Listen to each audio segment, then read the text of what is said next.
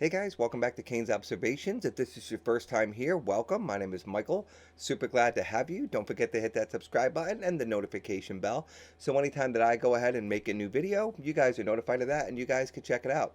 So guys, today is day one of the Thermaltake P3 rebuild. It looks like it's going to be cleaning day. So I kind of broke everything down here. I did end up receiving the Lian O11 dynamic case in black, and that did come a couple days ago. So that's really great news. Now, my main concern with this rebuild here is, as you can see from the photos here on the Formula Maximus motherboard, around the threads, it does have a lot of that blue residue left over from the EKWB blue cryo fuel that he used, and it like completely stained everything.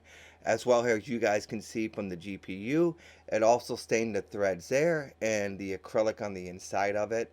Now, concerning the GPU, I'm really worried about trying to break the thing down and cleaning it. I don't have any thermal pads, and I really don't think it's going to change the aesthetics of how the build looks.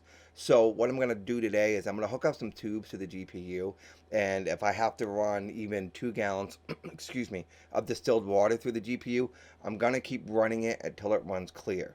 What I don't want to happen is when I put this entire rig together, since I'm using distilled water and I'm using another EKWB distro plate, I do not want the water to be tinted blue, because I think that's going to look awful.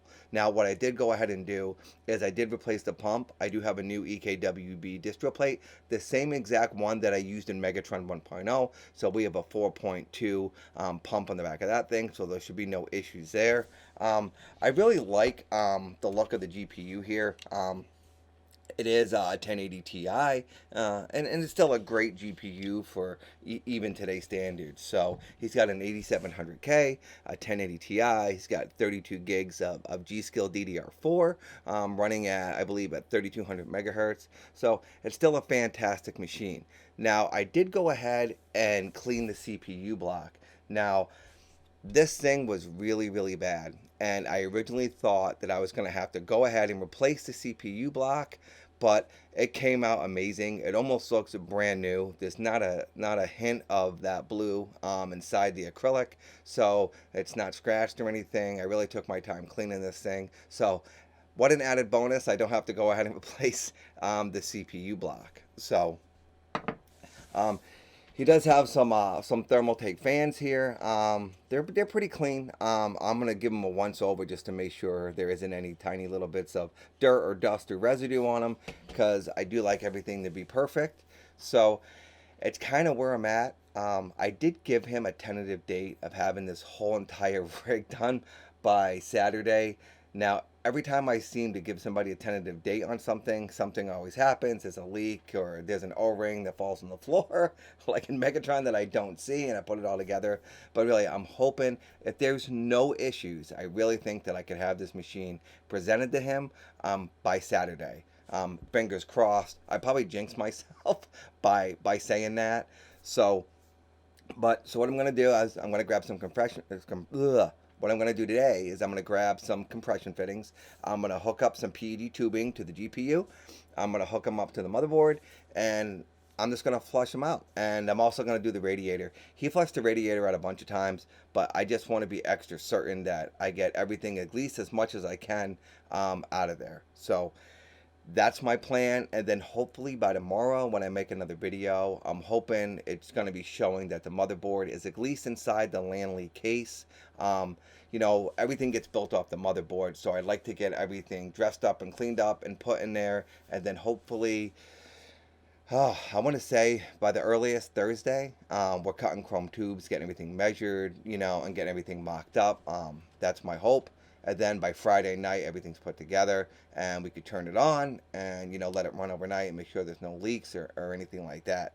I'm super excited. I think he's gonna love this thing. I think it's gonna come out fantastic. We're gonna run his EKWB XE 360 mil rad in the bottom of the Lanley case, and I am gonna go ahead and run a Hardware Labs GTS 360 Black Nemesis, their slim version, the same one that I got in Megatron. I absolutely love those radiators by Hardware Labs. Not only is the fit and finish on them second to none, they are still, as of today, the best slim radiator you can get for low RPM fans.